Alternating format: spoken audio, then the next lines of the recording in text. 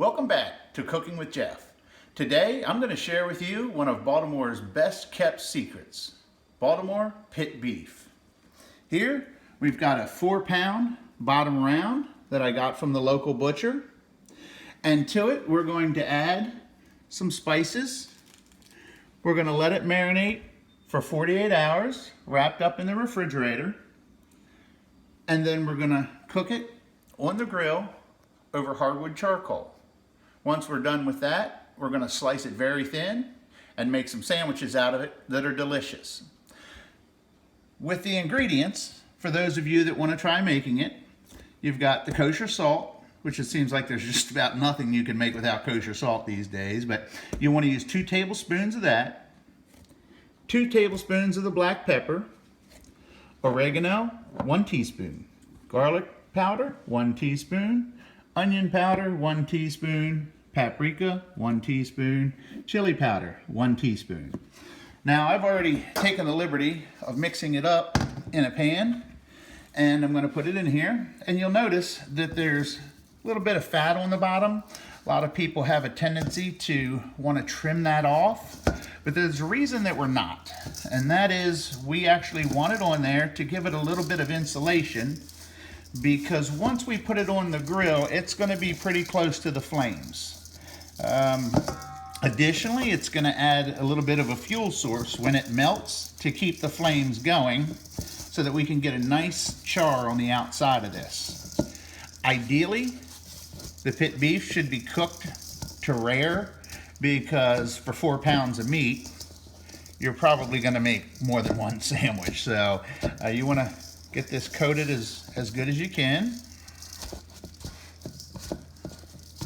As much of it on there as possible. A lot of it will fall off on the grill. It'll get stuck to the grates.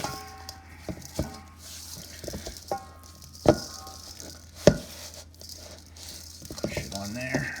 Force it on there. All right. All right, now I'm going to take a second and wash my hands. And then what I'm going to do is wrap it up with some Glad pressing seal. I know it kind of sounds like an advertisement.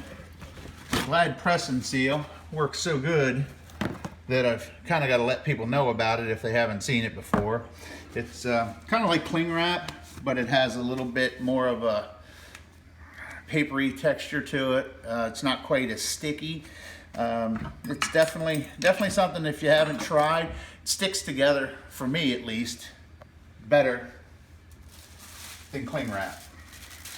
I've already torn a piece off, and we're going to take the beef and put it on the bottom. There we go.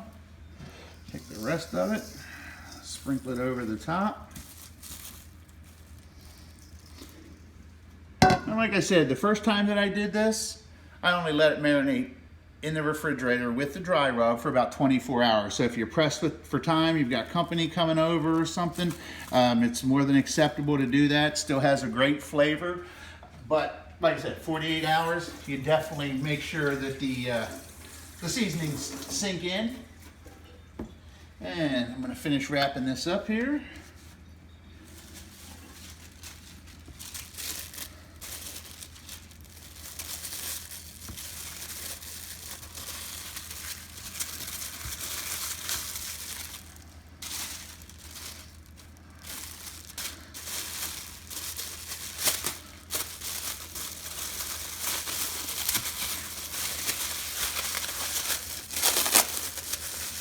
Feel like it's starting to stick together.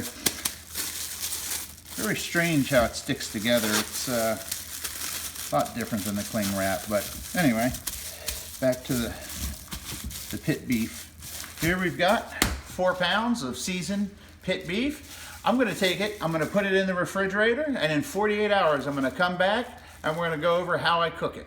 Well, it's been 48 hours now since I took the bottom round and put a dry rub on it, wrapped it up, and put it in the refrigerator. So now it's time to start cooking. What I'm going to use is my old grill here that used to be a propane grill, and I've actually converted it to a charcoal grill. Got a little fire starter in there and some hardwood lump charcoal. This is different than the charcoal briquettes that you may be used to using. They actually give it a better flavor, less of a chemical fire starter taste that you get on some hamburgers and hot dogs when you're doing your weekend cookouts. Got a fire starter, and I'm going to start this up. It's going to probably take 10-15 minutes for it to get started. I'm dealing with the wind here today and also the possibility of rain. But we'll get it started.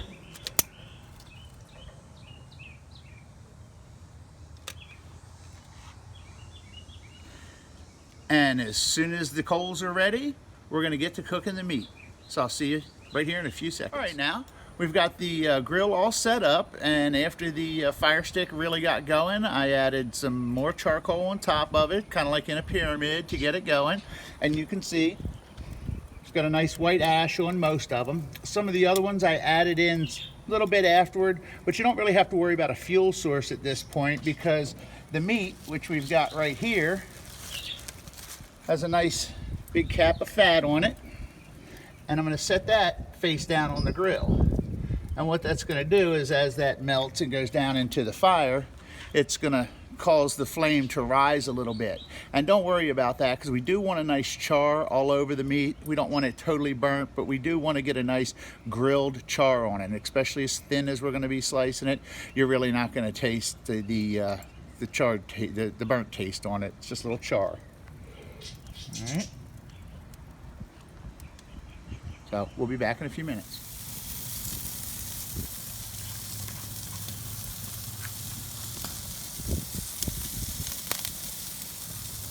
Now, as you can see, the fat really starts to render and fuels the charcoal underneath. You don't need to be worried about it burning, because we're actually going to cut the layer of fat off. We don't want a thick layer of fat on our sandwiches. So let's get this trimmed off here. And we're not going to throw it away, because we're actually going to use it if the fire starts to die down. Most of that's fat, lost a little bit of meat in it. I try to trim as much off as possible because we want the sandwich to be tender. And fat normally stops that from happening. Makes it a little chewy and tough.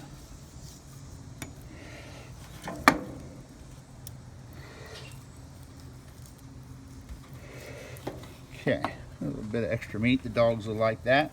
And I'll take it from there, and I'm going to put it back on the charcoals that you just saw flaming up.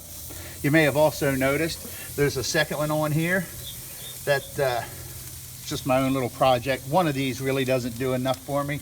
I have to have a couple of them. But anyway, while I'm doing this, we're going to let that one cook. And here in a few minutes, we're going to come back and start turning this one, and I'll show you as we go. Okay, now I'm starting to get a little bit of a char on the side that I cut the fat off of. And you'll notice that there's still plenty of seasoning on the grill. So don't worry about the seasoning that you lost with the fat. That's expected. Plus, you still got every other side covered in meat, dry rub. I'm going to flip it over. And the one thing about pit beef is it's not a matter of how long you cook it. The first stage took about 20 minutes. The main thing is that you have one of these. You want to make sure that you get the internal temperature no higher than 110 degrees. You expect it to come out rare. It needs to be bloody rare, because you're going to slice it each time you make a sandwich, and you're going to want to warm it up. Probably in a frying pan, back on the grill, possibly even in a microwave, which is an ultimate sin. But either way, it's going to cook up another temperature or so if you heat it up enough. So keep that in mind. You're going to want to use this dead center, get it to 110 degrees, and I'm going to show you that as it progresses along. Of course, this one that's a little thinner, we'd expect to get up a little faster, and the thicker they are, the longer they take. So we'll keep you up to date, and hang in there. Okay, now, if you notice, the fire has gone down. Of course, when we flipped it over and the fat wasn't directly over the charcoals, it lost its fuel source. So what I do is actually take some of the fat that I cut off, and I wedge it down in there to help get some flames going again. You can see it already starting to smoke the second I put it in there. Put it right on the charcoals, depending on how much of a flame you feel you need. this versus 2 seconds ago when it wasn't even smoking. Let's see, let's get some nice fire going on this side. One other thing I want to mention while I'm doing this is that I talked about it being 110 degrees on the inside. If you take this thermometer and you put it in here right now like this, you're going to get a reading of about 110 degrees right off the bat. Reason being, it's so close to the grill. When you do it, you actually want to turn the piece up as high as you can and stick it in this way so that it's much further from the grill and actually gets in. You can see it's actually dropping down to about 80 degrees right now. So you want to make sure you put it in the thickest part of the meat from the grill. If you go in the thin part, you're going to be closer to the grill. You're going to be reading the grill temperature more than you're going to be reading the meat temperature. So we'll keep showing you as it goes along. Hopefully I don't smoke out on my neighbors.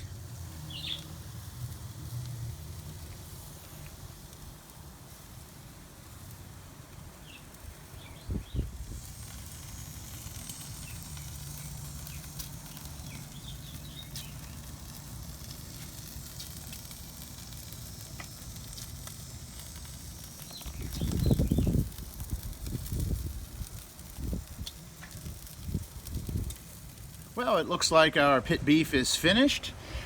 It's on the grill. As you can see, there's a nice char all over it. It's right at 110 degrees. I never let it get any higher than that because it overcooks it, makes it a little too well done for my taste. Now, if you like your meat well done, then that might be the thing for you, but I'm gonna take this inside. I'm gonna let it rest for about 10 minutes, and then we're gonna slice it up. Well, now, I just wanna recap. I've got the pit beef here, and actually for those of you who are more concerned about time, this took about 1 hour and 10 minutes on the grill, and I added about half of the fat that I cut off of it to keep the flame whispering up at it and charring it. So it's okay to add the fat in as you go along, and this came out at 110 degrees. So I'm going to cut this open, and if everything goes right, you're going to see a nice juicy red center. Like that right there. Now we're down to slicing it. The meat, as you can see, when I first started, was about this thick. With pit beef, that would actually be a little too thick to be tender, so you want to slice it as thin as possible. You're not looking for a full slab of lunch meat. You want it so thin that it almost has one side. So, I'm going to turn it on.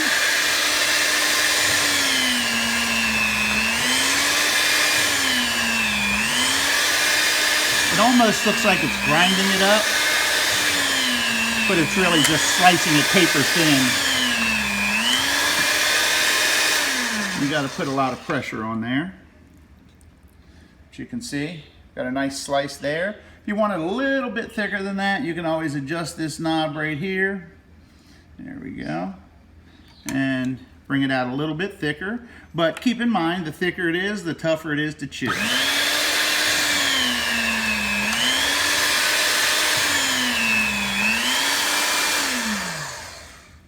Now next, I'm going to finish these up. I'm going to slice them up, and I'm going to show you how to assemble this as a sandwich with the rolls, tiger sauce, and some white onions. Well, now for the fun part. And before we get on with that, please remember to subscribe, like, and share it with your friends on social media, and make sure to check some of my other videos. What we're going to do, I'm assembling the sandwich with the pit beef right here, white onions, thinly sliced, my favorite rolls, Arnold's rolls, and I've made some tiger sauce. The way you make some tiger sauce is with about 1/2 cup of mayonnaise, 1/4 cup of horseradish, about 1/8 of a teaspoon of garlic powder, maybe more if you really like garlic, about 5 drops of lemon juice, a dash of cayenne pepper, and a little bit of salt and pepper. Mix it all together, add it, put it together, and here you go. One pit beef sandwich.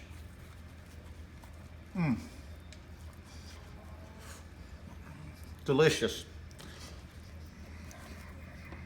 So make you go back and say grace twice.